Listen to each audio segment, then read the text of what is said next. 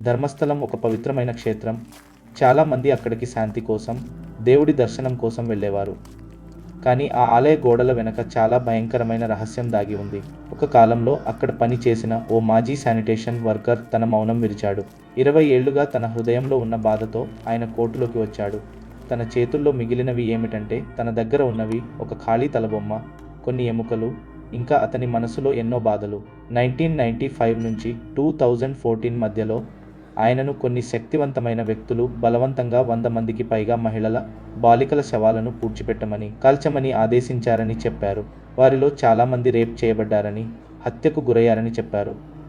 వారిని ఎవరు చంపారో అతను ఇంకా చెప్పలేదు.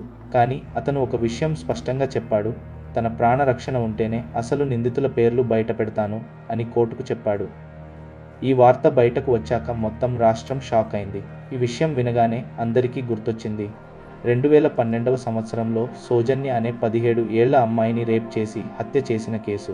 ఆమె న్యాయం కోసం తల్లి పోరాడి చివరికి మరణించిపోయింది. ఆ కేసులో కూడా చాలామంది అనుమానించారు ధర్మస్థల పెద్దల ప్రమేయం ఉందని. ఇప్పుడు ఈ కొత్త వ్యక్తి మాటలతో ఆ అనుమానాలు మరింత బలపడ్డాయి. ఆరోపణలపై స్పందించిన ప్రభుత్వ అధికారులు చెప్పినదేమంటే ఎవరు అయినా తప్పు చేసినా వారు రక్షణ పొందరు. అవసరమైతే ప్రత్యేక దర్యాప్తు బృందం SIT ఏర్పాటు చేస్తాం అని.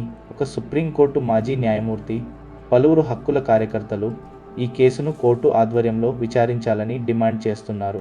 ఎందుకంటే ఇందులో అత్యంత శక్తివంతమైన వ్యక్తుల ప్రమేయం ఉన్న అవకాశాలు ఉన్నాయి. ఇప్పటికీ ఆ శానిటేషన్ వర్కర్ తన ప్రాణ భయంతో ఉన్నాడు. అతనికి రక్షణ లభిస్తే అతను అసలైన నిందితుల పేర్లు చెప్తానని అన్నాడు. ఆ పూడ్చిన ఎముకలు ఒక్క ముద్ర మాత్రమే. నిజానికి ఆ రహస్యమైన అంధకారంలో ఇంకా ఎంతో దాగి ఉంది. ఈ కథ హత్యల గురించేగా కాదు.